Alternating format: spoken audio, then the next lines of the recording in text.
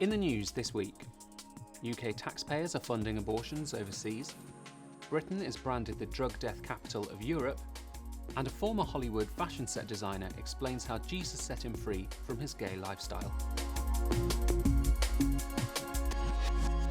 Hello. UK taxpayers provided over £48 million of funding for the world's biggest abortion provider in 2018. Marie Stopes International describes abortion as at the core of its mission. The Department for International Development funding makes up 16% of Marie Stopes' annual income, which was over $300 million last year. Despite this, the organisation's annual report bemoaned a lack of contributions from the US, which cut funding for overseas abortion providers in January 2017. Obianuju Ekiocha, President of Culture of Life Africa, hit out at the UK government for funding abortions in Africa. In most of the countries where the money then ends up, abortion is not even legal, and the people do not want abortion to be legal.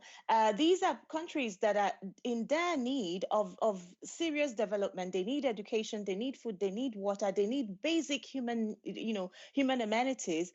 And the money then goes to Marie Stopes, which then, of course, eventually will end up in abortions and things like that. So that, I think, it is a very big distraction from the development project that should be happening in developing countries. Experts are calling on the government to take addiction seriously, as reports reveal that more people are dying of illegal drug overdoses in the UK than anywhere else in Europe. Drug deaths here are at the highest level on record, with almost 40% of all EU fatalities taking place in the UK. Andy Cook, CEO of the Centre for Social Justice, said there is a clear correlation between recent cuts and drug-related deaths. Recovery is earned through an enormous test of character and emotional determination. We should be doing all we can to support those going through this process. It is a dereliction of duty that rehabilitation centres are turning away those in need due to a lack of funding. An atheist philosopher has hit out at British universities for allowing illiberal liberalism to take hold on campus. John Gray said students are told disagreement is wrong and that anyone who departs from the prevailing progressive consensus is not just mistaken, but malevolent.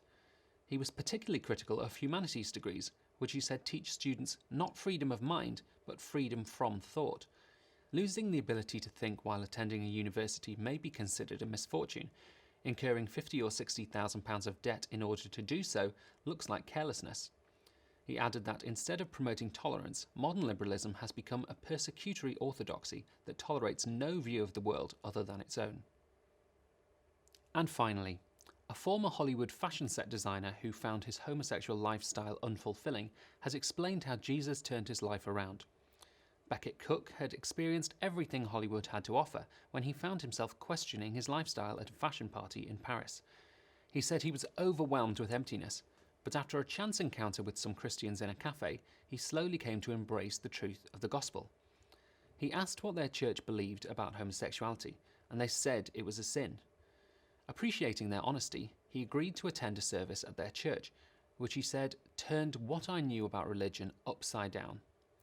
Cook put his trust in Jesus as his saviour, and while he still wrestles with same-sex attraction, he is now living a celibate lifestyle and rejects the label gay Christian. Well, that's all for this week. For regular updates and information on all of our stories, plus much more, visit our website at christian.org.uk. Until next time, goodbye.